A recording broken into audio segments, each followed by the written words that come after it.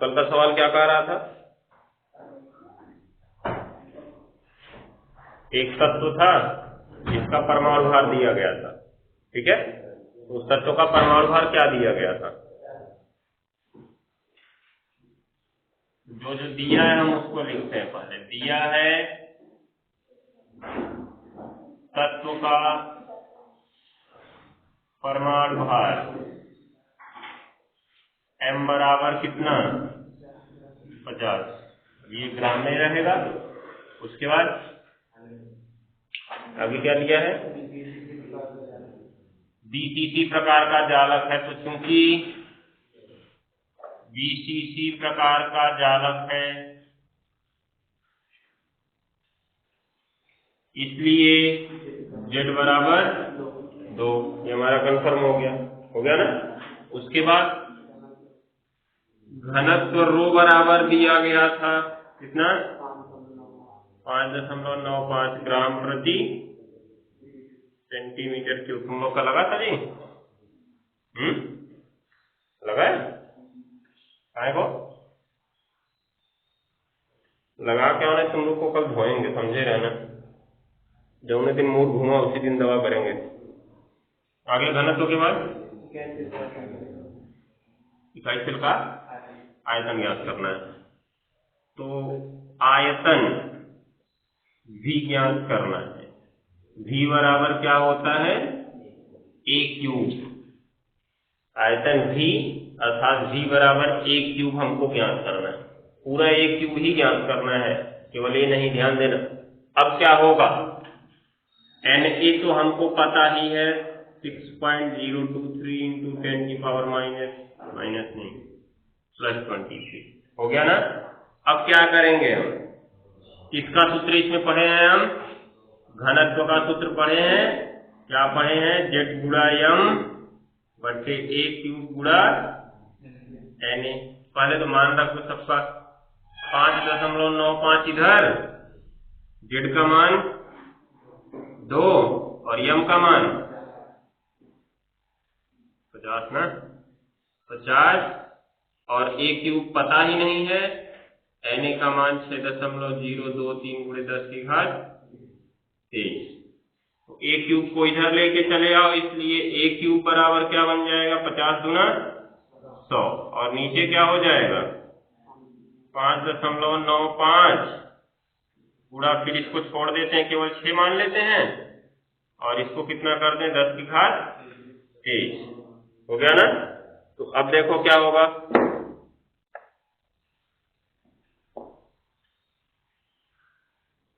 ऊपर नीचे 100 का गुणा मत कराओ। देखो क्या करो इसको।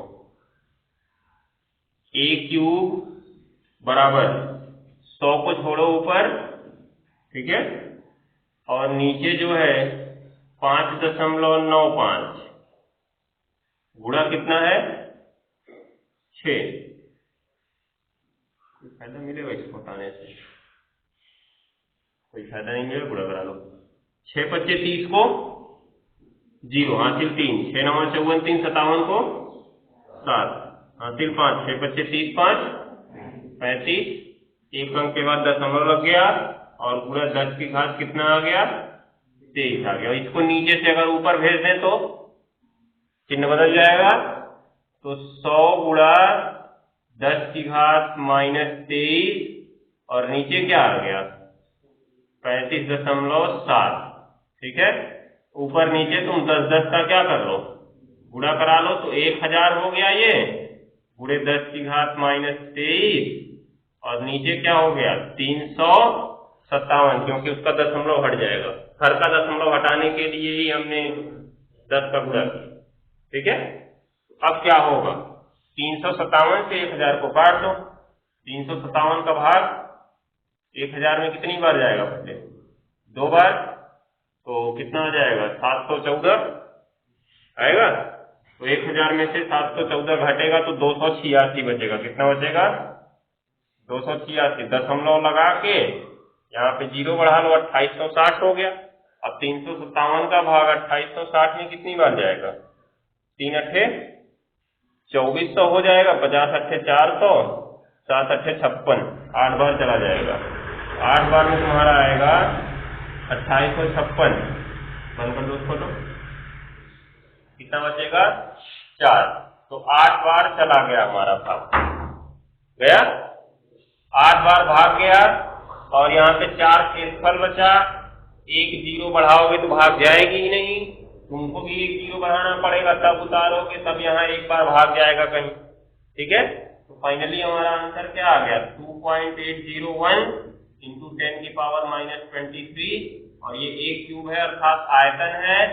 घनत्व तो हमारा सेंटीमीटर क्यूब था ना, ग्राम पर सेंटीमीटर क्यूब, तो आयतन का मात्रा क्या बन जाएगा? सेंटीमीटर क्यूब बन जाएगा।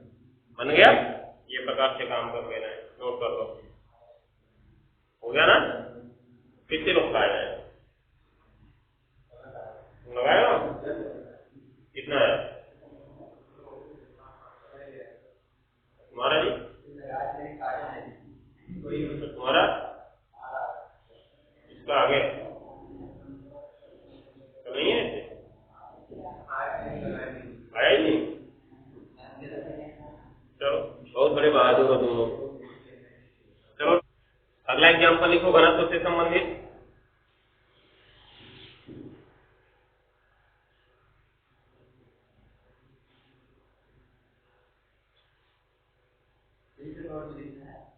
हाँ, ये नोट में लिखना था, एक बार बोले।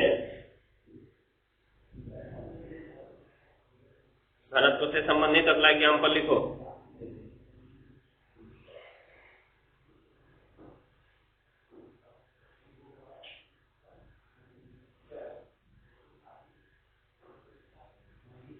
एक तत्व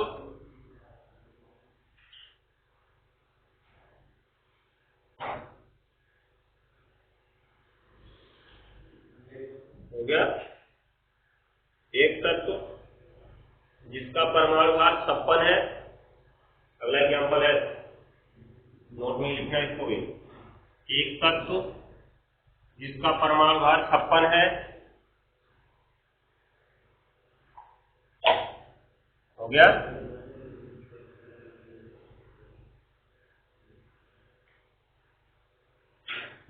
इसके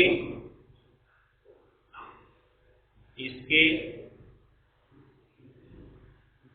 इसके घनीय क्रिस्टल के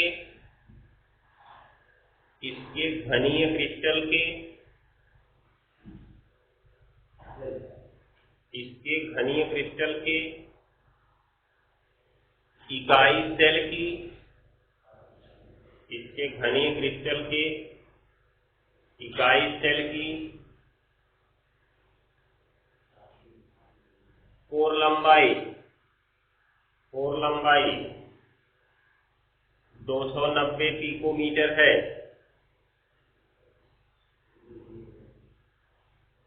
290 पिकोमीटर है। 290 पिकोमीटर है तथा इसका घनत्व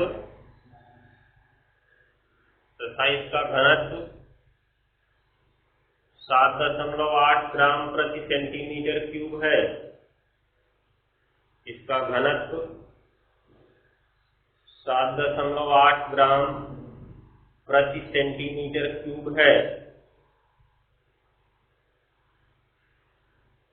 हो गया।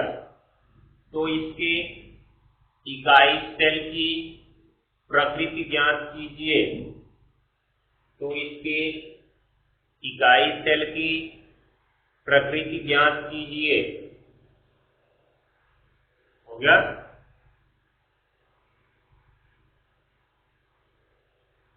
अब क्योंकि इकाई सेल की हमको 3 ही प्रकृति यहाँ पे पता है, एक SCC, एक BCC या एक FCC, अर्थात इन तीनों में से ही कोई हो सकता है। अर्थात हमारा आंसर या तो 1 आएगा, या तो 2 आएगा, या तो 4 आएगा। इन 3 में से कोई आएगा। तो सवाल को हम हल करते हैं और देखते हैं कि आंसर क्या आ रहा है। तो सबसे पहले तो जो जो चीजें दी गई हैं हम उनको लिखते हैं। तो सर्वप्रथम क्या दिया गया है? परमाणु भार। तो लिखो, दिया है तत्व का परमाणु भार।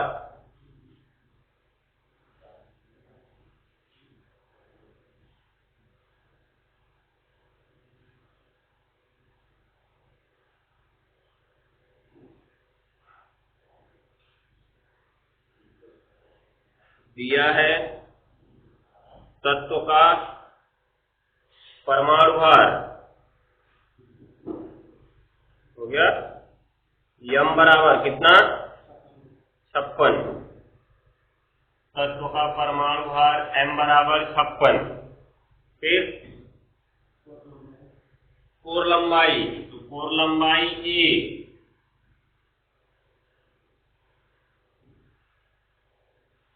बराबर 290 पिकोमीटर।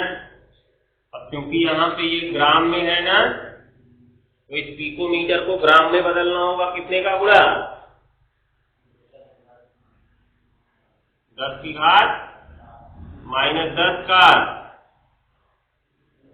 ठीक है। अगर इसको वैज्ञानिक संकेतन में लिखो तो 0.2 अंक और इधर लाना पड़ेगा, लाना होगा या 2 अंक, 2 अंक की लेते हो, क्या करोगे 1 अंक लाके, तो जब 2 अंक इधर लेके आओगे तो 2.9 हो जाएगा, और 2 अंक जब पीछे ला रहे हो तो अपने आप से तुम 10 की घात 2 लिख सकते हो कि नहीं लिख सकते हो, और 10 की घात -10 पहले से ही है, दिख रहा है।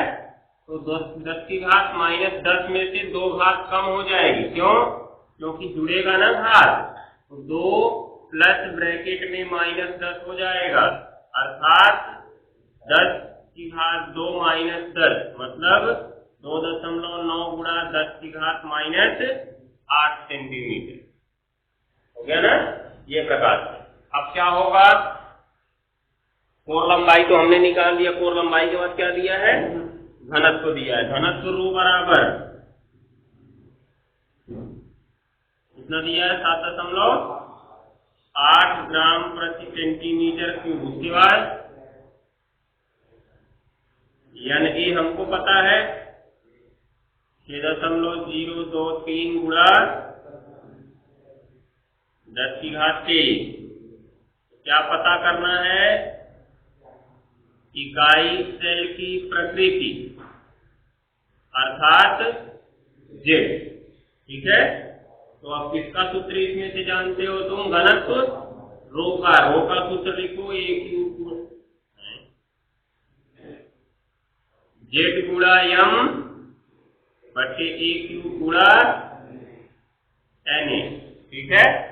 तो अब क्या होगा, देखो रो का मान रखोगे 7.8, जेड नहीं पता है, यम का मान रखोगे 56, हो गया ना। ए क्यूब ए का मान 2.9 गुणा 10 की घात कितना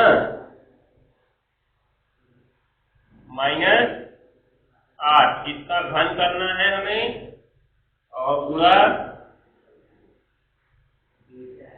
यानी का मान 6.023 गुणा 10 की घात 23। तो अब ये 7.8 रहने दो अभी, बराबर जेड गुणा लिखो 56 और बटे क्या होगा 2.9 का घन करना है। 2.9 का पहले वर्ग कितना होगा, 981 को 1 को 2.9 का घन निकाल ही देते हैं, कौन देखो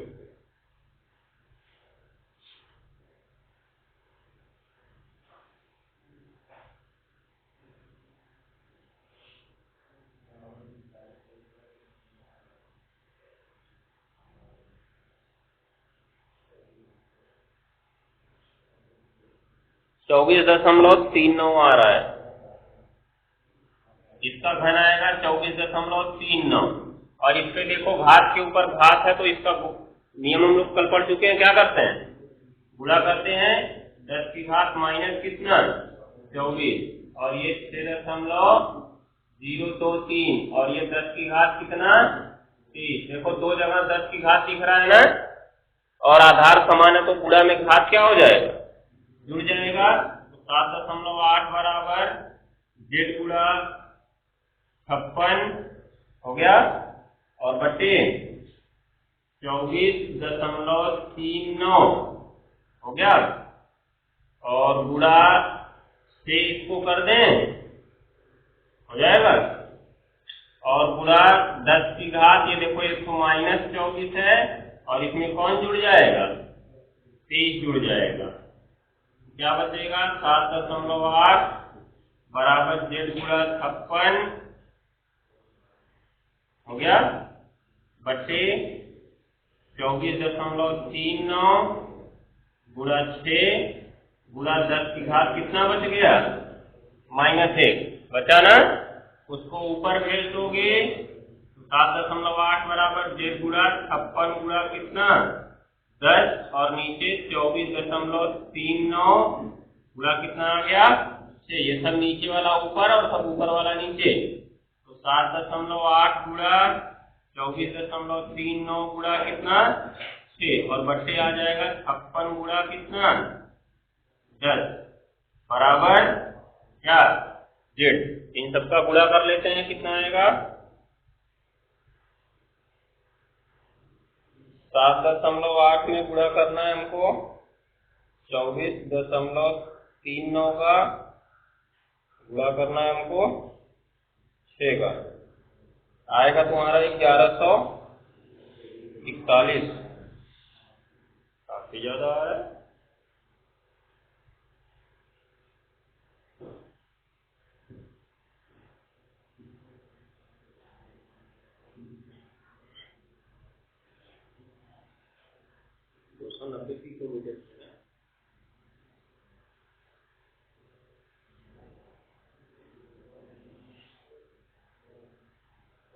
तो है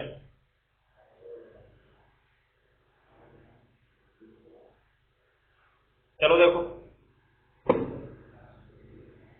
तो इसका गुणा करने पे आ रहा है तुम्हारा 1141.45 और बट्टे 56 का गुणा 10 में कितना हो जाएगा 560 बराबर आया जेड। तो 560 का भाग अगर इसमें दोगे तो तुम्हारा पहले तो जाएगा 560 दूनी 1120 जाएगा, तो जेड बराबर 2 बार भाग चला गया काटने के बाद हो गया। उसके बाद 1120 बचा 21 बचा, 21 के आगे दशमलव लगा के आगे वाला अंक 4 उतारेंगे तो 214 होगा। 214 में क्या 560 का भाग जाएगा, नहीं जाएगा, तो हमें क्या उतारना पड़ेगा 0 और उसके बाद से 5 उतारेंगे। 214 के आगे 5 उतारे तो 2100 कितना हो गया 45। 2145 में इसका भाग जाएगा तुम्हारा 3 बार। कितनी बार जाएगा 3 बार। तो फाइनली हमारा आ रहा है 2.03 आ रहा है।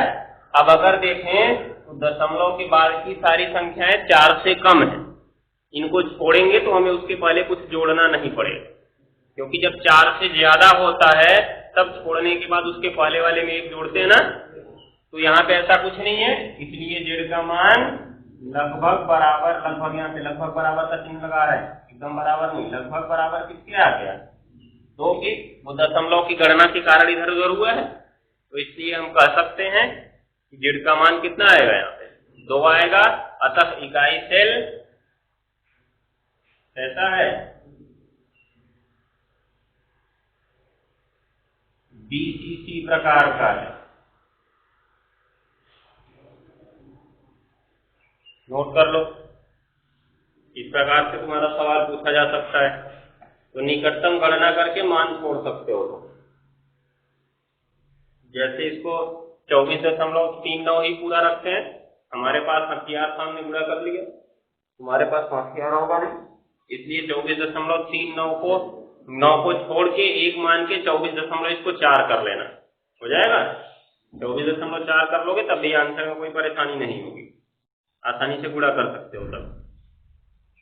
चलो नोट करो, अगला शुरू करो। चलो अब शुरू करते हैं। अभी तक हमने क्या क्या पढ़ लिया है, इकाई सेल पढ़ लिया है, इकाई सेल में घटक कणों की संख्या पढ़ ली है, उस इकाई सेल का घनत्व पढ़ लिया है, ठीक है।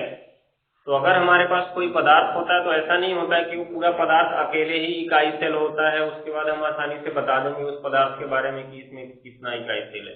जैसे ही हमारा घर बना तो केवल 1 ईंट से नहीं बन गया कि 1 ईंट हमने रख दिया पूरा घर बन गया।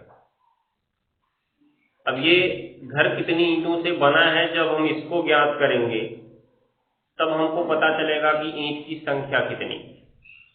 इसका मतलब कोई पदार्थ जब हमें दिया गया तो यह कितने इकाई सेलों से मिलकर बना है हम इसको ज्ञात कर लेंगे, तो हमें इकाई सेल की संख्या ज्ञात हो जाएगी।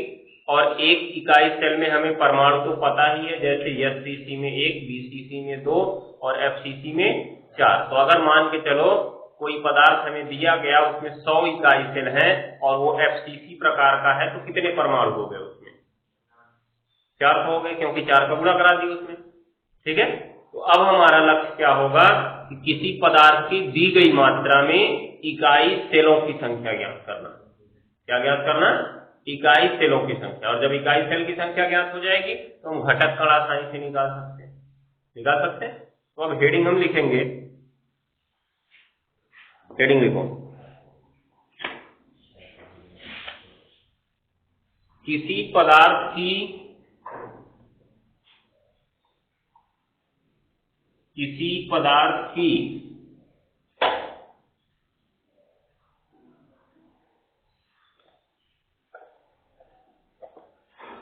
दी गई मात्रा में, किसी पदार्थ की दी गई मात्रा में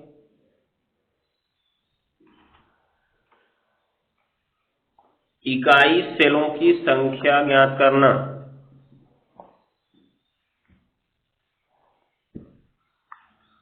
दी गई मात्रा में इकाई सेलों की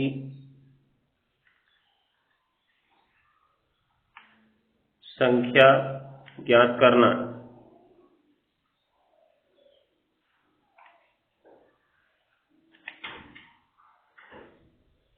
हो गया?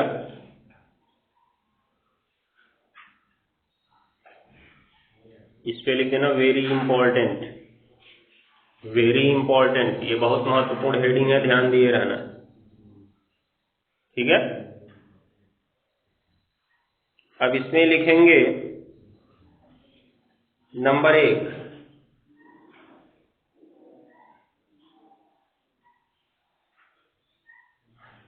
नंबर 1,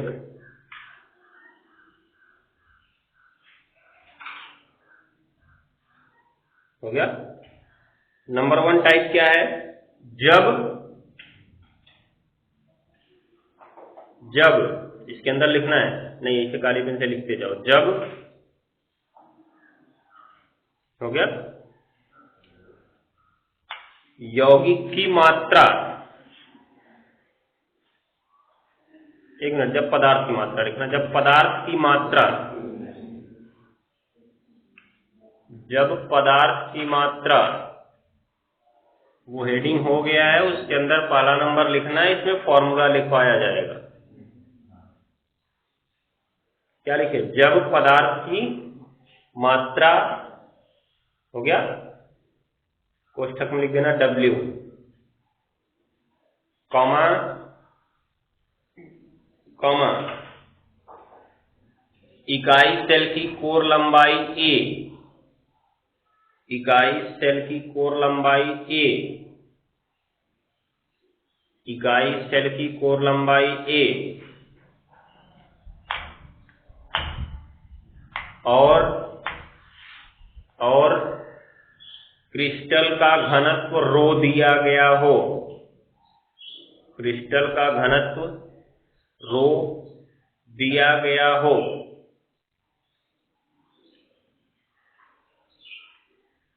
क्रिस्टल का घनत्व रो दिया गया हो गया, तब इकाई सेल की संख्या,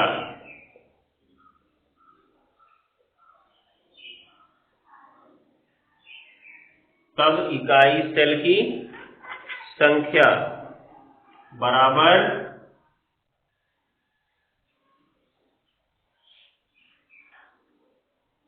यौगिक की मात्रा अर्थात W बटे A क्यूब गुणा रो,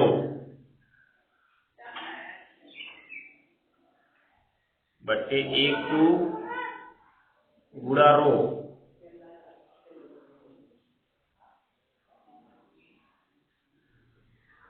हो गया ना।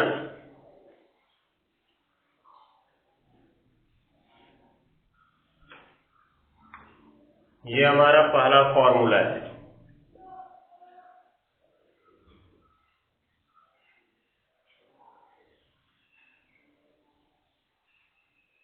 हो गया।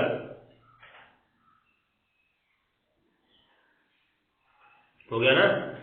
अब एक क्वेश्चन लिखो रफ में, पेयर में मत लिखो। रफ में एक क्वेश्चन लिखो जो कि इसी फॉर्मूले पर आधारित होगा, उसको घर से लगा के आओ। इसमें भी एक फॉर्मूला और बताना है, इसको बताएंगे तब आगे एग्जाम्पल इसमें पढ़ेंगे। ठीक है, क्वेश्चन लिखो। क्या क्वेश्चन है? किसी धातु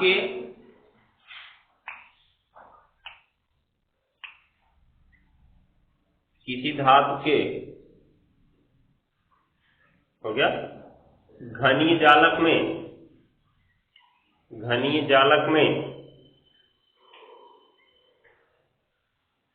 इकाई सेल की कोर लंबाई,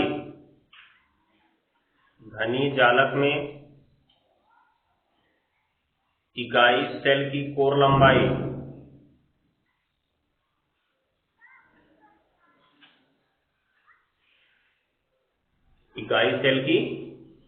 लंबाई हो गया 2.88 एंगस्ट्राम है। 2.88 एंगस्ट्राम कोर लंबाई दे दिया है, 2.88 एंगस्ट्राम है। हो गया। यदि क्रिस्टल का घनत्व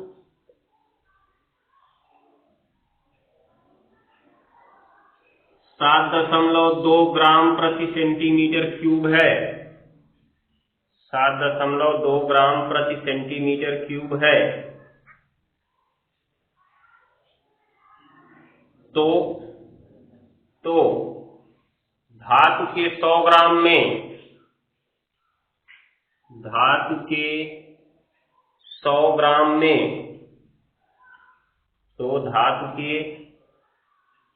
100